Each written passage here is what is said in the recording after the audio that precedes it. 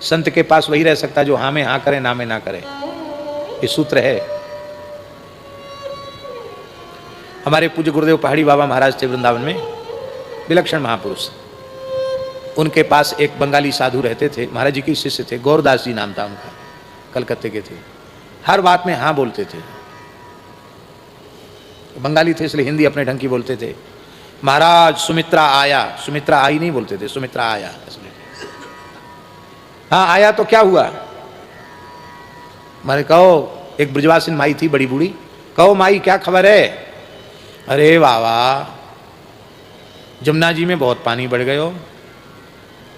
अब आए गौर, ए गौर, हाँ महाराज। सुनते जमुना जी में बहुत पानी बढ़ गया।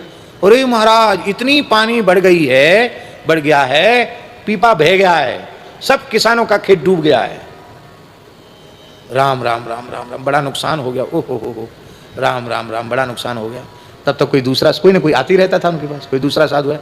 हे महात्मा कहाँ से आए हो?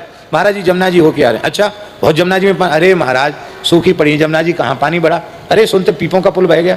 अरे कुछ होना है बहो महाराज, पीपा भी वैसे के तैसे हैं, कोई पानी वानी नहीं बढ़ा।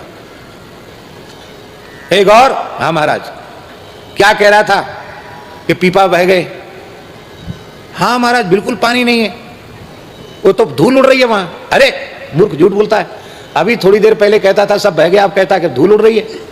तो कहता हाथ जोड़ के, महाराज हम कुछ नहीं जानती है, आपकी हाँ में हाँ बोलती है, आपके ना में ना बोलती है।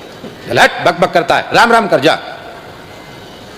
तो पूज्य श्री देवरा बाबा महाराज के पास वो साधु गया। तो देवरा बाबा महाराज जी से बड़ा प्रेम रखते, बहुत भारी प्रेम रखते, इतना प्रेम रखते थे कि लंबे समय तक देवरा बाबा और पूज्य श्री गुरुदेव पहाड़ी बाबा एक साथ विचरण किए। तो घनिष्ठ मित्रता थी।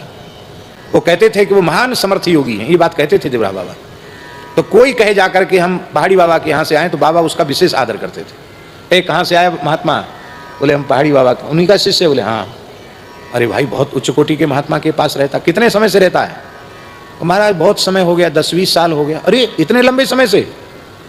ये तो नरसिंह भगवान है, उनके पास तो साल भर रहना मुश्किल है, इतने समय से तू कैसे रहा? तो उसने कहा महाराज में हाँ बोलती है, ना में ना बोलती है। तो ऐसी हिंदी बोलते थे वो। तो देवरा बाबा इस बात से इतने खुश हुए कि बहुत पोटली पोटली भर के उन्होंने मेवा मखाना दिया, खूब कपड़ा दिया, और बोला महाराज जी को हमारी दंडोत कहना। फिर अपने शिष्यों को बुलाकर बोले देखो सिद्धों के पास वही रह सकता जो हाँ में हाँ बोले, ना में ना बोले। ये कितना बढ़िया सूत्र इस बाबा जी ने दिया है। हमारा प्रयोजन क्या है? उनकी प्रसन्नता, हमारा अपना कोई आग्रह नहीं।